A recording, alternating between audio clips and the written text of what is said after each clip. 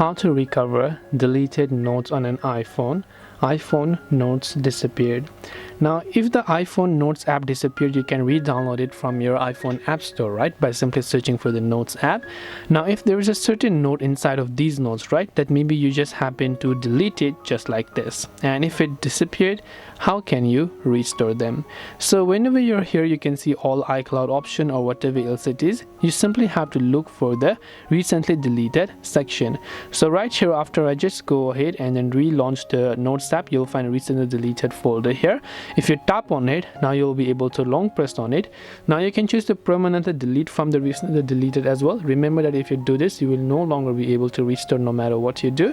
But as long as you tap on the move button and move back to your notes section or whichever folder it is, you'll be able to restore those notes inside the folder.